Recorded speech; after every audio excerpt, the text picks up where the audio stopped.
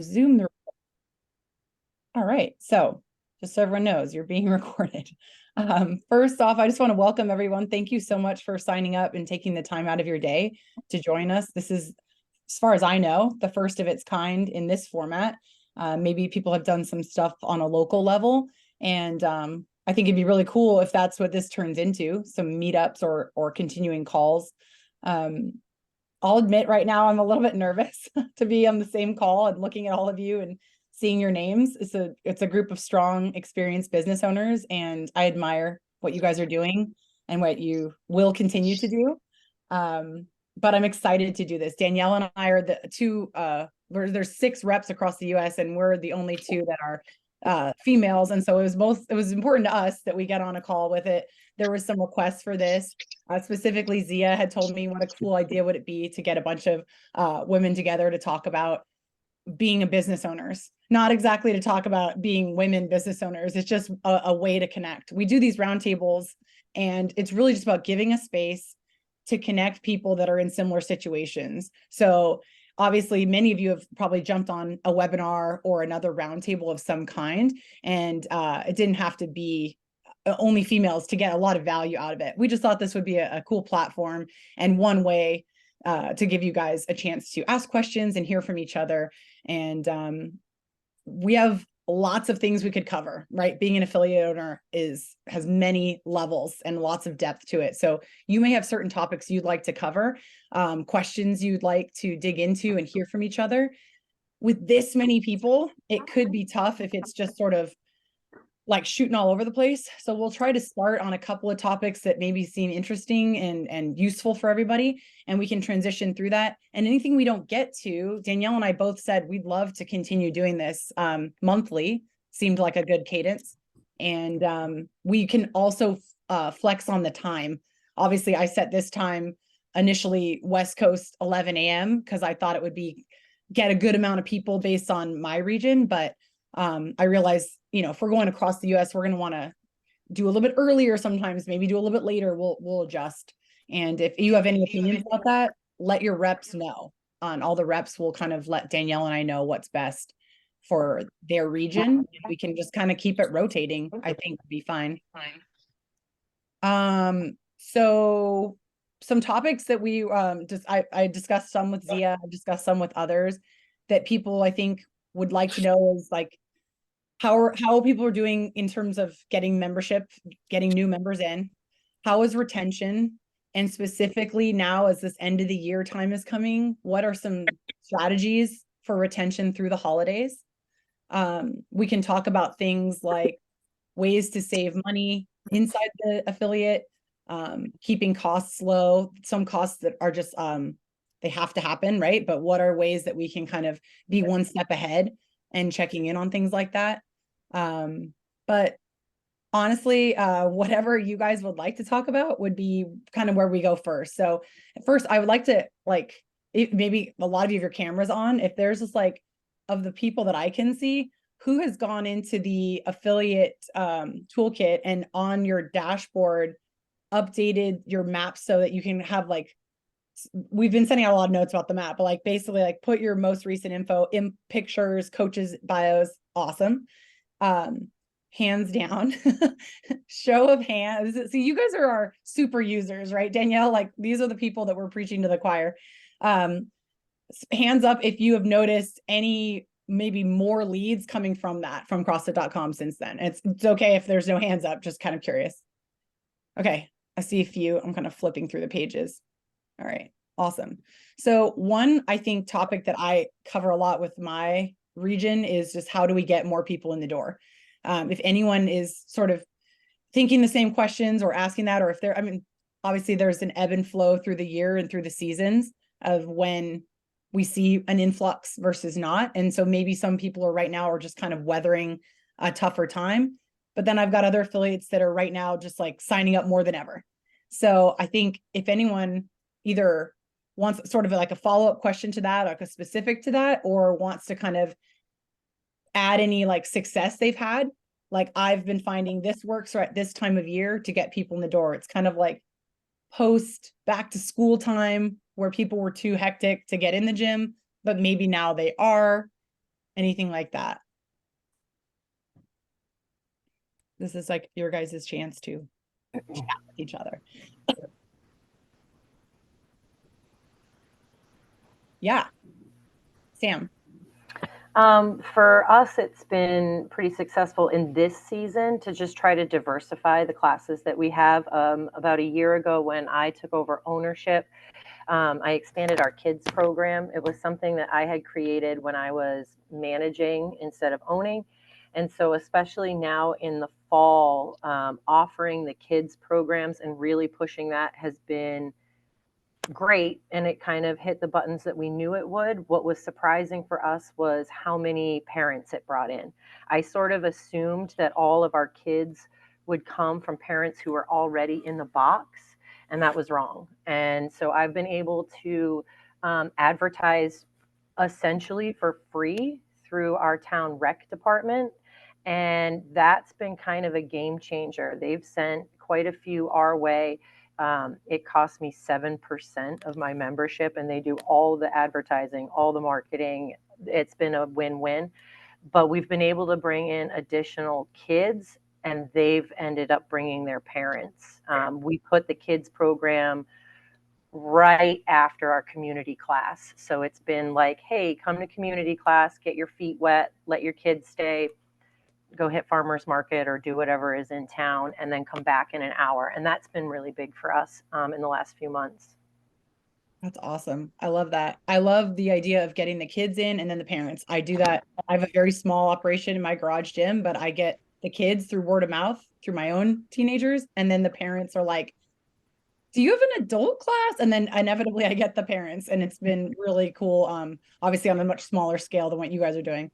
One question in the chat regarding this, and Sam, you don't have to necessarily answer it, but how do you navigate the kids and teens sports and extracurricular activities?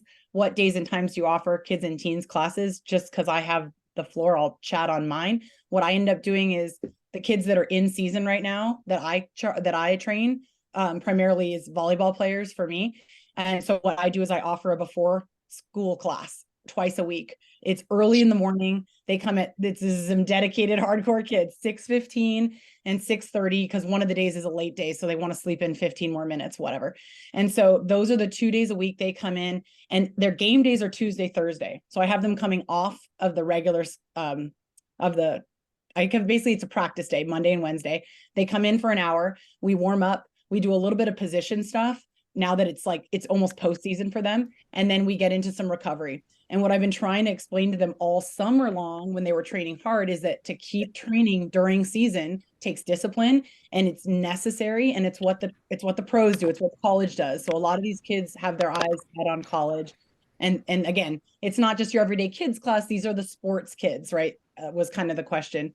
Then what I offer is an after school time slot.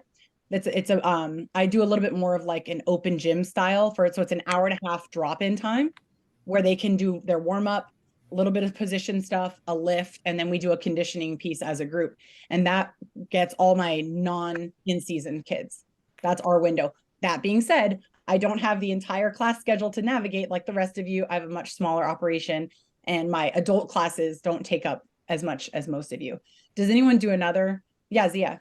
I do. So in addition to, I do middle school and high school classes every day after school, but I also do independent study PE, ISPE, which is at 1 o'clock every day. So instead of gym class at the school, they can take gym class here at my gym, and they get PE credit, and they can continue training during the sports schedules. So, and then that's something that the school will also advertise, and I'll be on the list. And ISPE is the same time for every kid, no matter which ISPE sport they choose. So being able to open up the schedule during 1 o'clock when I don't have a group class going for those other more serious kids is perfect. And then again, after school for anybody not in the ISPE program.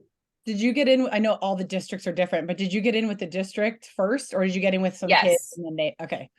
So And then, yeah, I just added my name to the district, and then that made it available to all of the schools in that district. And then I found like 3 or 4 core kids, and then referred, and then now they all carpool, and it's great. But word of mouth really travels fast with especially with the kiddos. Yeah. I'm totally I was gonna independent study. Go ahead. on that. I was gonna say definitely check your district because I know Zia had done that, so I looked into it for my city. So I'm right next to her, and our city doesn't allow it unless they're considered a professional athlete at their age. So I thought that was interesting. It totally varies, and it does with your district. And Lauren, with yours, you can get around it by registering not as a CrossFit, but as a gymnastics studio. And the CrossFit Open is a national stage. Oh, nice. Thank you. Because I have two worldwide- kids in I have two kids in ISBE and that live in Carlsbad. Gymnastics and the CrossFit Open. Make sure they register for the CrossFit Open. Oh, interesting. And I was gonna say on another note in terms of the kids stuff, just because I'm here. So we did get into the elementary schools here. So we offer enrichment camps at the elementary schools. So like they do like different aftercare programs. So we are one of the aftercare programs. They don't come here though. We have a coach that goes onto campus and teaches it. How often do you guys go there? So it's every Monday. Nice. Yeah. You get paid by the school district or? Yeah, and it's a handsome amount. Yeah. Oh, nice. Yeah, I've talked to some people that have worked different deals throughout districts. One affiliate owner is in the high school gym, so they basically use the weight room as his classroom. And he tried multiple ways to get in with the district. What it's going to be a wellness class. It's going to be strength and conditioning. And they wanted him in, but they needed him to say the right thing. And then he finally said nutrition not counseling, but nutrition class. And he was like, yeah, we have plenty of district money for that.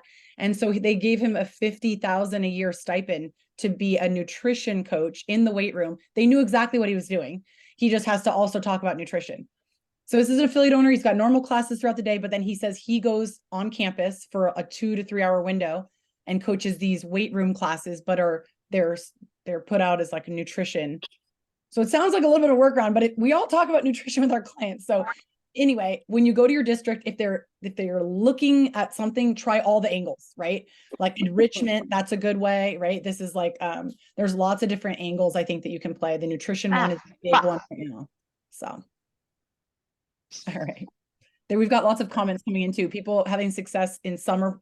I crush it in summer with kids because there's plenty of free time for them. So definitely if you're interested in getting in with kids, teens, I agree. Summer, getting in with a team was the way I always started it. This is summer conditioning for the volleyball team, morning classes, and then the high school kids and junior high school kids. I've had the same success. I think that's great. And summer is definitely the time I find, even though people go on trips, you still can get a decent commitment. And then to me, it's all about how do you maintain that into the fall and throughout the year, because you get all that momentum and then the kids start to get burnt out.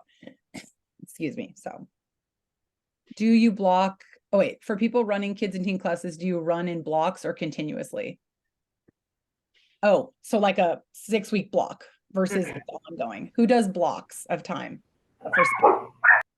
That can work, I think, a lot with kids and parents' schedules. And if they know they have a finite commitment, I think there's a lot more likely to sign up. Excuse me, they know there's an end. I also find that just like with your memberships for everyday people, like for adults, having that ongoing can create some accountability for the kid. So I think it can go either way, and just you'll be able to test it. I think a good way to test it out with a small commitment and then see how many people sign up for the next one. Let's see. One thing I wanted to share. Hi guys, my name's Danielle Williams. I'm the Northeast rep, not just affiliate tools, but just to piggyback off of the kids program and something that I didn't have a vision for at my affiliate and that grew organically was birthday parties for kids. We had a kids class on the schedule. I wasn't really looking to grow it, but there became a demand and it became a great opportunity to get a lot of parents in the door for these parties. And then I would provide coffee, it would be mingling around the party, and it just was a great feeder. And my goal was to have one kids party a month, really just to get our name out there. And that was something we also did for a lot of people in our community too. So just to share with you. I don't know if Sam says they name the workout day of the day after the birthday person. I love it. Yeah, I used to work at a kids gym and called My Gym, and the birthday parties, we would crush it. Like we would do, I don't know, 4 in a day and the book Saturday and Sunday back to back. And I always thought when I did CrossFit, I was like, this would be a perfect place to do birthday parties. You have to be a person that loves working with kids. If you just kind of like it, it's going to hurt. The birthday party can be rough. I did it with my best friend at this kids gym, and we were getting really good tips, like as in like the parents would take really good care of us. But yeah, it's a lot. So, but I've seen a lot of affiliates that post it. They have like sort of a separate page on their website, and you can choose different themes, and the parents can kind of pay more for you to take care of more things, everything from passing out the cupcakes or cutting the cake. You can charge for these things, providing the themed paper products, upcharge the hell out of that kind of thing, and have them, the less the parents have to do, and they can sit in the lobby and secretly drink mimosas, like that's their favorite. So if you can just take over, and if it's not your thing, like get one of your coaches that can really get excited about it and make it their project, because I agree that's a great way to get money during the times where the gym's sort of not doing anything. We do pumpkin carving for the kids every year. Not just like the CrossFit kids, but you just have like a pumpkin carving party, and there's like a flat fee, and they just bring their own pumpkin, and we supply just like some treats and time to do it, and they get to do it at the gym with their parents, and sometimes actually a lot of the adults come too. It's really funny. Yeah, I know a lot of, the holiday themed stuff is a great way to get families in, and then make sure you have information about how those people sign up for actual classes. Someone asked what kind of activities to do at a birthday party. Things we would do is like obstacle courses. You can actually make it framed a lot like a CrossFit Kids class. If you already do that, you do a group warm up. You can do a little bit of a skill thing or something fun. Everybody I have a headset on. Oh, somebody's got themselves unmuted. I think it's Jennifer. But yeah, you can have games, definitely have games. If at a CrossFit Kids class, you usually just do one game at the end, I would add another game or maybe even a third game, depending on what that person likes. Do a little bit of research. If you know the kid, they come to your gym, find out what their favorite movements are, their favorite game, that kind of a thing. If it is a theme, like if it's like he wants a ninja themed party, you can go off of things like that. A workout of the day would be a fun way to showcase what your gym does, so that maybe these become future members. And like Sam was saying, and you name the workout after the kid. You can do, if they're 7 years old, there's 7 reps or there's 7 exercises or whatever it may be. And then they get to kind of show off that they do CrossFit Kids, and the kids that are new to it, make sure there's a win in there for them too. A lot of group and partner stuff, and not a ton of individual where someone's going to feel isolated. But simple obstacle courses or trying out equipment that they would not see at a playground or at a normal, they're not likely, if they're new to CrossFit, they've not seen a lot of stuff in your gym. So a little can go a long way. I don't know if anyone has anything more specific. And then, I saw the range, high 300s to mid 400s. I would agree. Yeah. Even more depending on where you live. I was going to add, Katie, too, and for all of you, we had a kids call, and I have the recording on the Northeast handle if you go to CrossFit Affiliates Northeast, and it got more into the nuts and bolts about that, but just be aware that it's there, and it's a great resource. So yeah. I love it. Give them CrossFit Kids shirts so they become walking billboards. Awesome. So lots on the kids and teens front. Anyone want to get into things like, we can kind of shift gears right now. Thinking about retention, right? That's a big one. If you're not trying to get new members, you're trying to keep the ones you already have, and keeping them happy is a never ending losing game, because you'll never keep everyone happy. Excuse me. But retention from seasons as they shift, I think can be really tricky. We could talk about tips or things you guys have done. I know someone earlier was saying things like, Sam was saying diversify classes. Other people were saying things like bring a friend week, things like that. What about retention as we get close to the holidays, end of the year time? Anything you guys do? Maybe things like challenges or Yeah, anything you guys do that gets stuff in social stuff at the end of the year. I was gonna say, yeah, what's your social calendars look like? We do like a loose, sorry.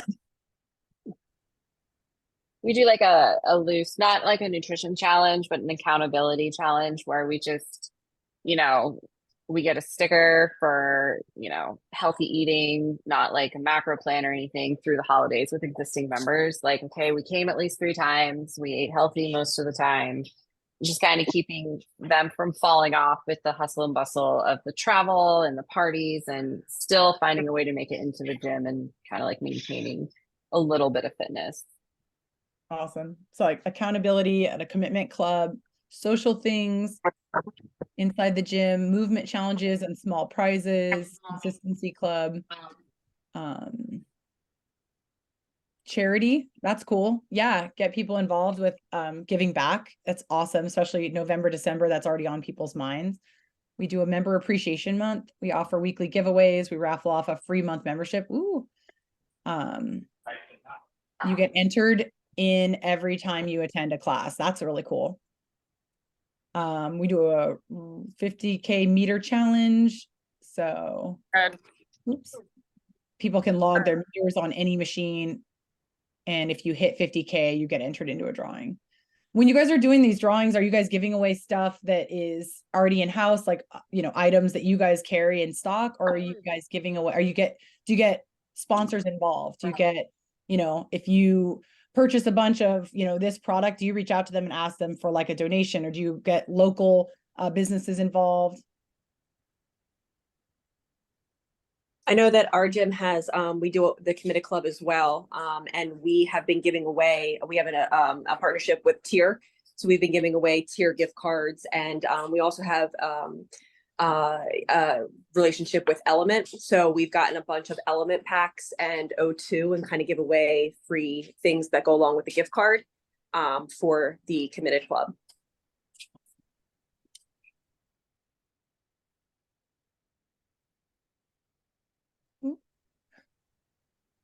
3-person gym competition. Each team has one beginner, intermediate, and advanced athlete. That's Rebecca Voigt-Miller from CrossFit Training Yard. I've heard about this and I love it. So you're getting all abilities on one team. So it's a little bit of a programming nightmare, but that's right up her alley. So each workout has the 3 levels to it, and each person is assigned each level. So you have to be really clear when you're having people register which tier they sort of belong in. If they're I don't know if you title it beginner, immediate, intermediate, and advanced. And so then, say something like there's a pull-up in the workout, there's going to be like a chest to bar pull-up for the advanced, a chin over bar pull-up for the intermediate, maybe, and then maybe some sort of a modified pull-up. Would that be kind of an example, Becca?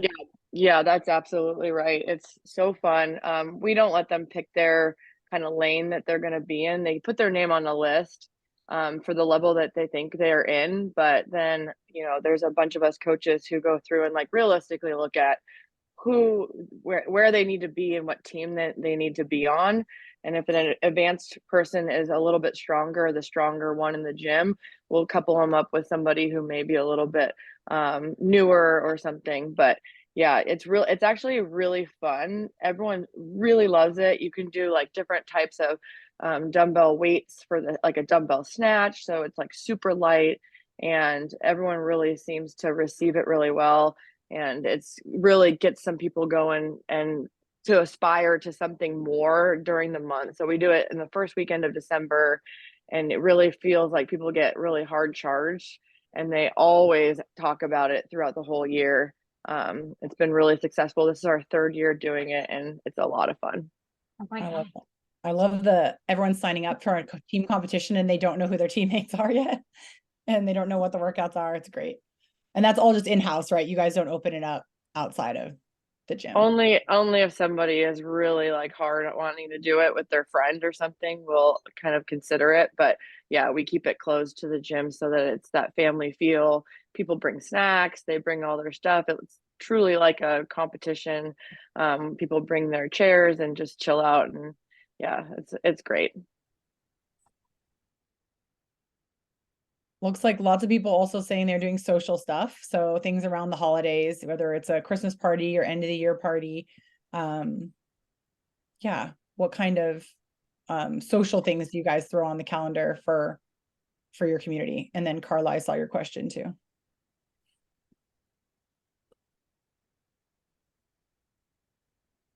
I just recently did a call with one of the owners out in Hawaii. Bryant owns CrossFit Oahu, and he books out his calendar several months in advance, but some of it he books out a year in advance. Certain things we all know are going to happen. If you're the kind of gym that always throws a Halloween party, you know exactly when that's going to happen. Meaning you look at the calendar, you know, you're either going to do the weekend before or wherever it falls, and that's on your calendar. And then what he does is he starts planning things all around these markers. So you've got your holidays that are, you know, universal. And then you've got the pieces of the CrossFit calendar, the games, the open, things like if you always do Murph on Memorial Day or you participate in chat on Veterans Day, these are sort of like the markers that you can put. And then he programs the workouts of the day leading up to each of these things, like many of you probably do. And he programs and puts in different social events throughout the year so that it's all kind of spaced out and nothing gets missed. And you don't realize, oh, it's been 3 months since we've done anything. We should probably do something. And by having it all laid out months in advance, he's able to get his social media and marketing dialed in so they can start sending out, you know, posts or text reminders to sign up for whatever they have going, whether it's a in-house competition or it's a, you know, a BYOB or whatever they're doing. And that's getting everyone sort of moving in the same direction. All the coaches know what to announce. And so it's sort of like, take a look at your calendar and just sort of how far in advance have you planned so that those social obligations don't all of a sudden pile up on you. Like, oh my gosh, we haven't done anything quick. Let's just go axe throwing on Friday. It's like, oh, no one showed up. You know, you want to kind of build up to these things and get the excitement in the gym going. And that I think can really help with retention as well. End of the year party, coach picked awards, athlete picked awards, a Better Than Yesterday award, and they can get a year membership. We pick the person with the most exemplifies our credo and they get a year membership for free. That's great. Pink out on Saturday for breast cancer. We've got a whiteboard with 12 months calendar in the office so everyone can see what's coming. I love that. Best $40 I've ever spent. Nice. Friendsgiving every year. We do this too. Bring a dish to share. Each year we pick a theme. We do a partner WOD and have the potluck. I love that. I always love seeing everyone's Friendsgiving. We did a cornhole tournament. Love it. Let's see. Bringing in the pros. Is that literally you can be a pro at cornhole? Right? Yeah. My husband's brother is a professional cornhole player. He's on CBS and ESPN. Professional at anything. It's crazy. I knew a professional bocce player. I was like, that's a thing? They like compete at bocce? It involves running. Who knew? I thought it was standing there, like holding a drink and just throwing a ball. Planning the year ahead has been super helpful for us if we're less likely to wing things last minute. So yeah, I recorded that call with Bryant. He had some really helpful tips and sort of admitted where he falls short in that area. So if anyone ever needs inspiration, that's up on the CrossFit Affiliates West Coast YouTube page. What else? What did I miss? Do you do anything social or fun just for the staff around the holidays or just in general throughout the year? Danielle was saying that one of the gyms does this. They do ice skating, bowling, hiking, dinners. If you go to their Instagram, you'll see it. And they do a quarterly in-house coaches development for staff. Ooh, we could do a whole rabbit hole on coaches development. I love that. You like give them hiking and dinner and fun, and then you also give them coaches development. In-house competition, Christmas Eve morning WOD and brunch. That's really cute. I love doing the Thanksgiving morning workout. I used to always do like a turkey trot and then started trying to push like the workout in the morning as well. Or you could get your whole crew to go do the local turkey trot. Potluck, movie night, holiday comp. So a lot of you guys are doing similar stuff. Anyone want to add to, okay, here's staff party. I was gonna say add to the staff. How do you keep your staff motivated and happy and connected? Staff party, Secret Santa. Oh yeah, Danielle reminding that there's a coaches development call coming up. Any other tips for keeping or doing social stuff with the coaching staff? I mean, we do monthly development and kind of like you guys are saying, every quarter we go offsite to do something fun. So it's either like a pizza party here for the 3 and then the 2. And then the third one is like we went to the escape room last, and then went to a brewery after. But, you can't do that all the time, but I try to do that quarterly for our team. Nice. One of the questions, again, this is being recorded, so if anyone's ever uncomfortable, you don't have to ask, but what percentage of your monthly revenue goes to payroll? Feel free to drop it in the chat. Does the chat record? I feel like it doesn't. Maybe the chat records, but anyway. You can pull it up. We can get it. Yeah. Well, I was going to say, I didn't know if that was, again, people can feel free to not say if they don't want to, but one of the questions asked was the percentage of your monthly revenue goes to payroll. So if anyone's willing to share that just for perspective, I was going to show you guys. I was going to say. I was going to show you guys if this is easy enough to share. Because some people were asking, like, how do I find out about all these calls that are coming up? Can you guys see my screen right here? So I'm logged in as myself. Don't steal my affiliate ID and go get my discounted Fit Aid. But if I scroll down in my dashboard right here, upcoming events, some of it. And so right here, you can see this is what Danielle was just talking about. I clicked on it and it brings me to SWOGO. You guys remember this. This is how you signed up for this call and you got registered now. Did that show? So if you want to go to Puerto Rico and go to the affiliate summit, you're more than welcome. The South Central Summit is coming up in Fort Worth, Texas. You're actually invited and allowed to go to any of these things. But that's sort of where you find these. They're in your dashboard, in case you haven't known. And we try to rotate the topics, and also it's not meant to be random, but like each region can decide what topics they want to cover. So like Zia reached out and was like, can we do a call with women? I'm like, let's do it. When are you free? And I like asked a couple other people. I'm like, right. So if the bare minimum, there'll be 3 of us on the call. And then I let Danielle know. She's like, well, I want to tell my region, I can make it perfect. And then the other regions were like, well, we're not girls, but can we tell others? And so we're like, yeah, so they spread the word. So in that sense, it kind of feels like whatever we're interested in talking about. But we, Danielle, you've done calls on like prenatal, postpartum, sort of like pregnancy coaching. You've done topics specific to different partners in the APN. We've had like Healthy Steps Nutrition on. We've had Hybrid AF has done. So it's like really covers a whole bunch of stuff, from coaching to products to whatever may be interesting. So if you guys have specific things you'd like to know more about or discuss, let your rep know and we can create a call. That's how most of the calls come from, are from direct feedback from owners. So people are chiming in anywhere from like 20, most of them are in the 30%. Some say 42, or no, that was, 42%. Fitness norms supposedly are 28 to 30, but we're not normal fitness. 33%, 20%, 35. So big range, 45 to 50. That's gotta hurt. So big percentage. Zia, I feel like yours was the lowest. Well, I did not include my payroll or like as the owner in that. And then that's just straight payrolls, 8%. I would say with taxes and my payroll, it's closer to 35. But as far as just my payroll, excluding myself, it's pretty low. But I think it also depends on your taxes and what your actual overhead is too. So I feel like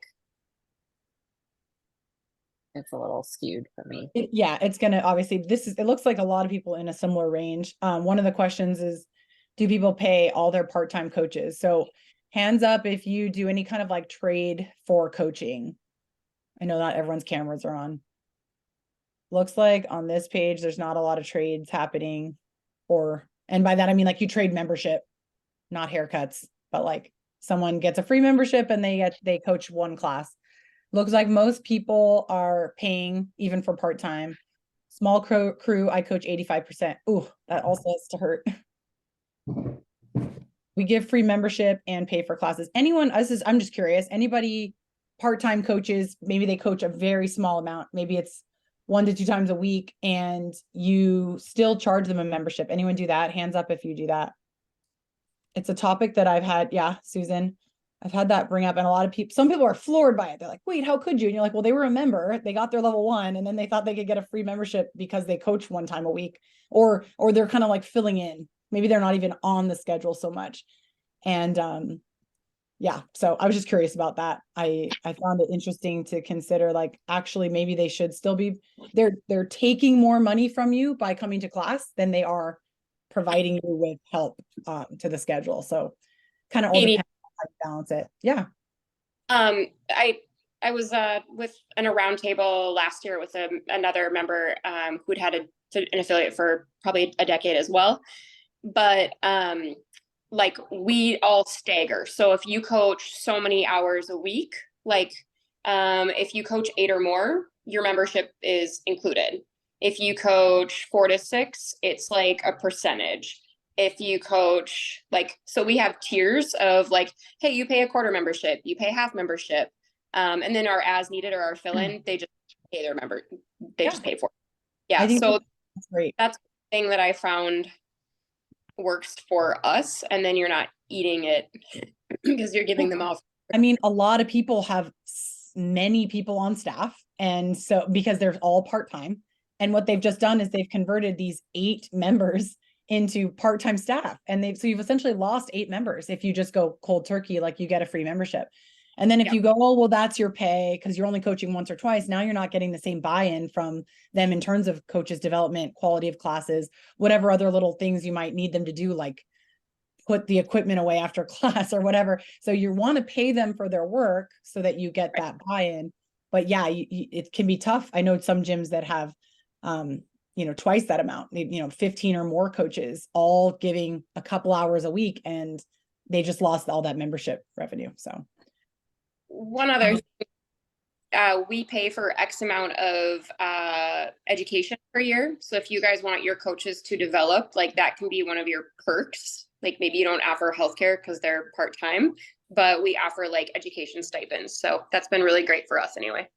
I know every region's different, but like, what's your stipend? Is it just like a cash value, or is it sort of percentage of cost, or how do you do that? Yeah, so our full-time coaches have like $500, and then our 8-hour get like a $250, and then our 4-hour or less get like a $100 to $200 on a pre-approved. But it's something so they can go continuously learn. Yeah, yep. That's great. How many coaches do you have? I have myself, 2 full-time and 8 part-time. Well, how many of your staff take you up on that continuing education credit? Is it a lot? Good percentage? Most of them? We're a continually learning, like, kind of growth mindset type of place. So every month we actually do a 2-hour in-house learning. I'm actually a sports chiropractor, so I'm maybe a little different on that aspect, but I'd say, I mean, we just added 3 more, but of the like 7, I think 5 or 6 used it last year. So a lot. That's great. Yeah. I think finding the ways to motivate your staff to continue their education on their own, as well as obviously attend and participate in anything that you put on, can be tough. We're, like, as Danielle said, that's the kind of stuff we're going to get into on that call that's coming up. That'll be next week. But yeah, if anyone wants to share any other tips or tricks they have does anyone run their own in-house coaches development? Do you guys do that on a weekly? Is it, twice a month? Is it monthly, or is it sort of sporadic? Like, oh man, I guess we should do a coaches development. Let's throw something on the calendar.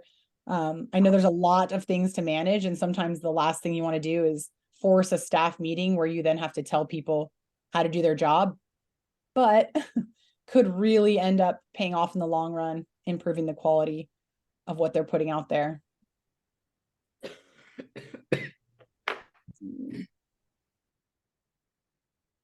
Let's see. I'm just looking if anyone's chiming anything in. People still talking about how much they pay people. We offer open-ended continuing education, but not many take us up on it. They do 2 hours every month. Let's see. We have weekly coaches development. That's great through affiliate university. Okay. Monthly coaches meeting, always focus on coaches development. We're also enrolled in affiliate university.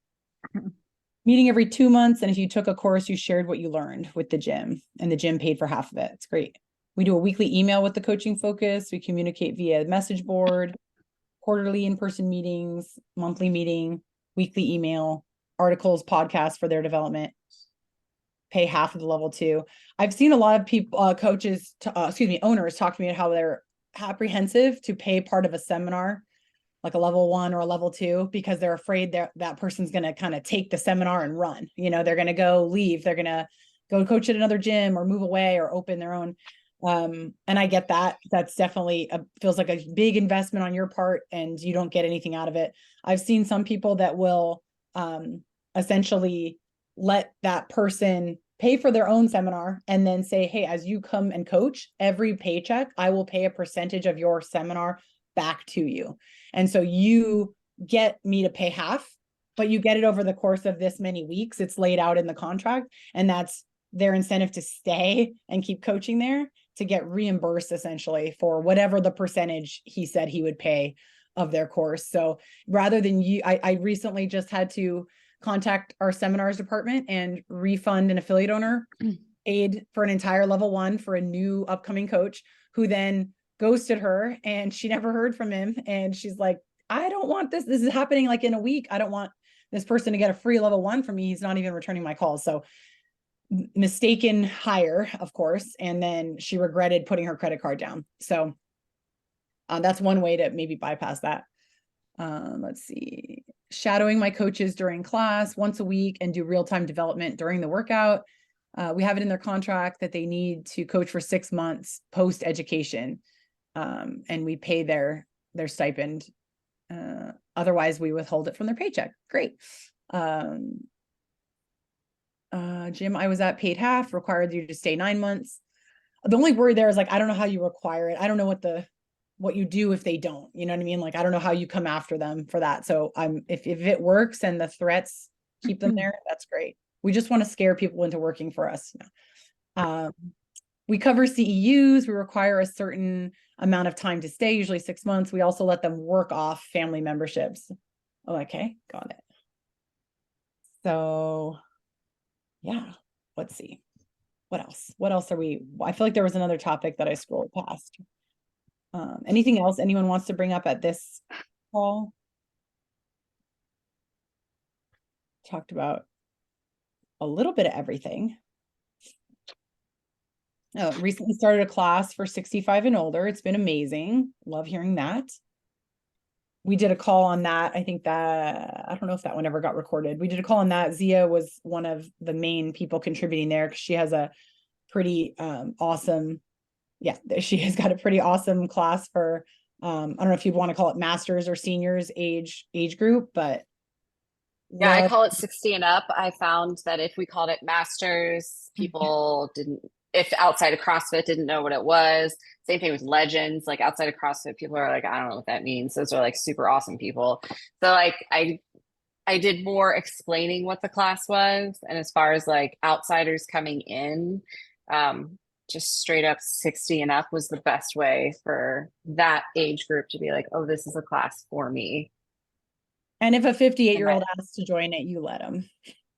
Of course, as long as they're not a games athlete or anything like that. Yes. Do you have a get started marketing for the 65 and over class? That's a great question. I know on the call we did, Zia, we talked a lot about how to get the word out because you can't go your traditional route. I don't know if you want to speak anything about that. Instagram's not your way to go for that.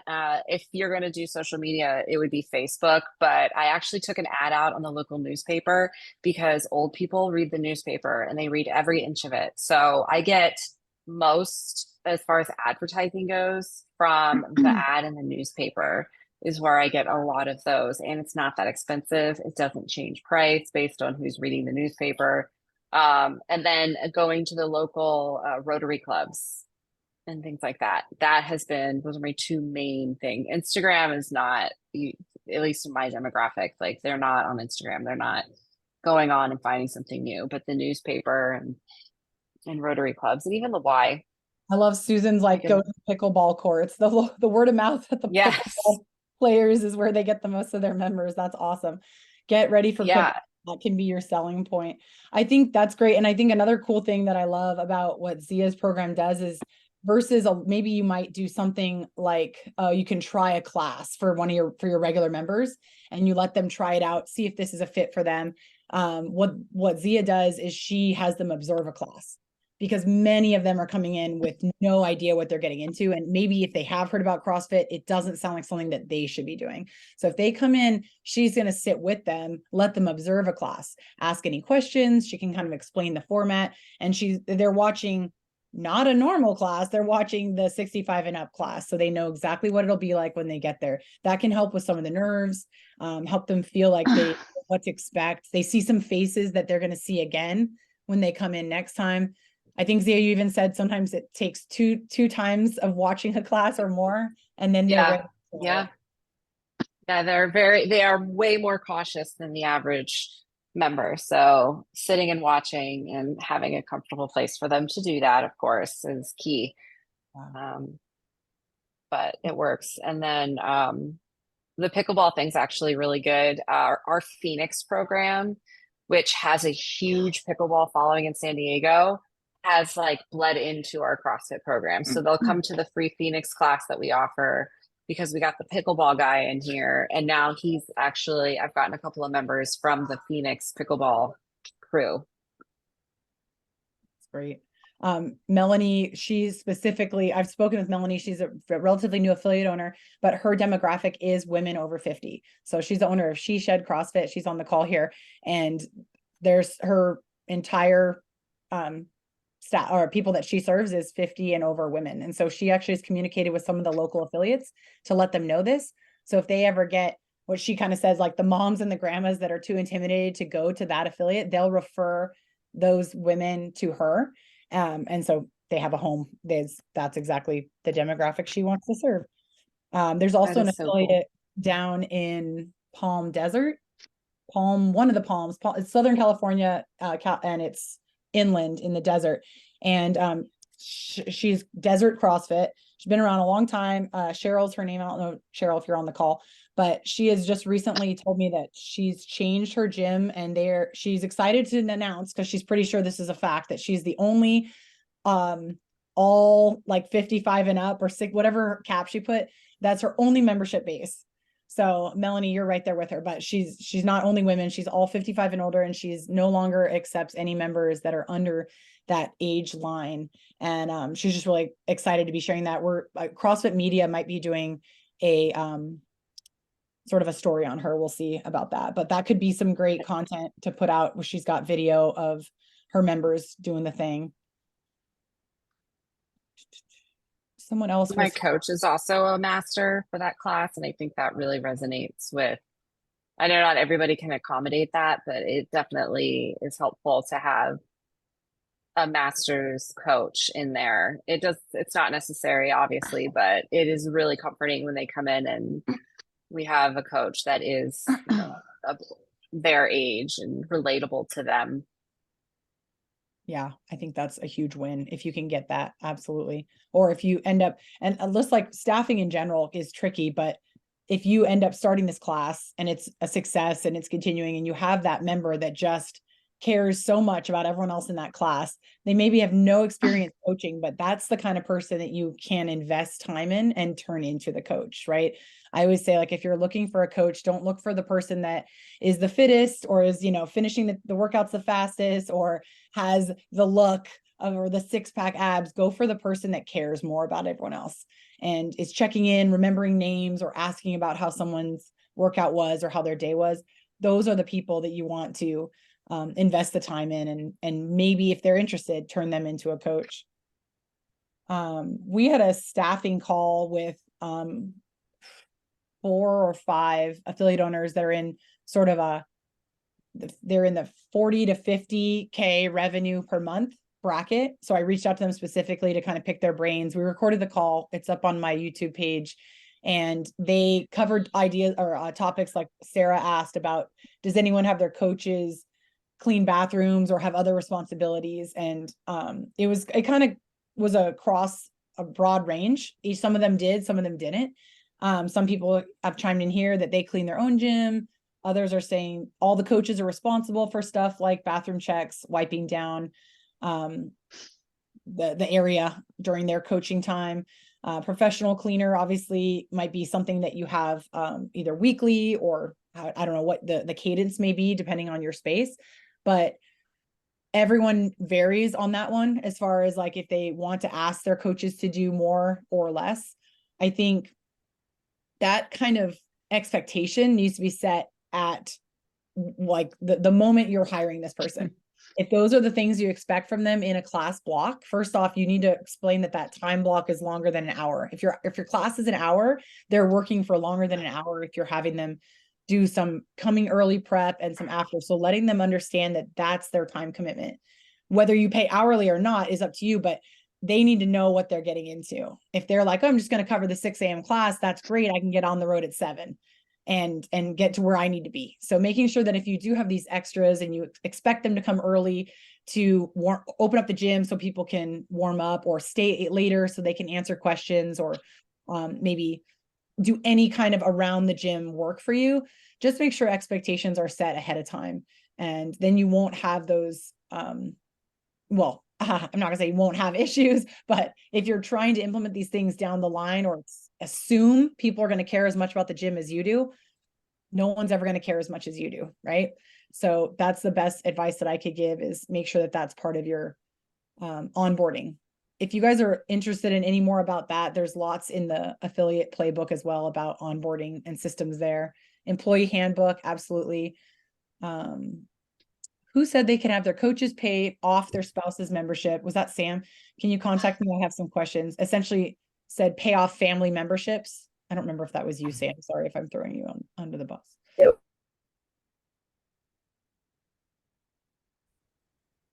Let's see.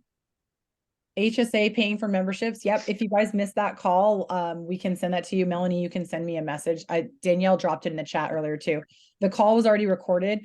Essentially, we're TrueMed is now linked and partnered with CrossFit so that you can have your members sign up with TrueMed. They pay a small fee to have the TrueMed doctor give an assessment, and that will determine whether or not they can use their HSA, their health savings accounts or flexible spending accounts to pay for part of their CrossFit membership. The beauty of this, unlike some of the other partners that we have that involve health insurance, the beauty of this is it does nothing to what you're doing. You continue to take their card and charge their membership as you always have. And all they do is then submit their monthly membership, essentially receipts, to their HSA account, and that's how they get reimbursed. So they do it on their own end. And anyone that's ever had a health savings account knows that this isn't too big of a headache. And so explaining that to members that have this as part of their insurance will likely not be super challenging. They'll be like, oh yeah, that's great. So I can use my card. I mean, I have a debit card for my HSA. So they can literally enter that account number and get that reimbursed. Some have asked if they could put that account as their account on file with you. That's up to you. The only thing is understanding it is a debit card versus like a credit card. So if they were to reach the bottom of that, how much they've put into that account, you would have that default payment. So just deciding about how you want to deal with that. If they, if anything, I would just say, keep it the credit card you have on file and have them get reimbursed through their insurance. We also just ran into our first little hiccup with the FSA and HSA, and it wasn't anything big, but the FSA would not allow him to pay in real time. Essentially, they won't approve payment for classes in advance, or prepay is what they called it. So he has to wait for the full month and then resubmit, and it's a full reimbursement. Good to know. And I know some people that just do several months at a time and reimburse them all at once, or some people want to do it at the end of every month once the training has been completed. The way you have to think about this, and that's probably the reason why, Sam, is because the training is treatment, right? And the treatment is preventative against chronic disease. This is preventative health measures. And so to get reimbursed for the preventative health you haven't done is where they have to draw the line. But like, well, you need to go do the preventative health and then we'll reimburse you. So that's likely what that was about. Yeah. Yeah, we're like running right up to the time. So if anyone has to hop off, that's fine. Yeah, someone said don't have them put their HSA card down. I was just saying you can. It's allowed, but I also wouldn't recommend it. Sometimes the charges don't go through. Thank you guys. We're going to throw another call up for November, maybe different day of the week and slightly different time. If you have new questions or topics you'd like to cover or want to dive deeper into something we did talk about, let your rep know. All the reps get together all the time so we can chat about what we're hearing from you guys and make sure that those topics get covered. This was just a starting point. Appreciate seeing all your faces. Thank you guys. Have a great day.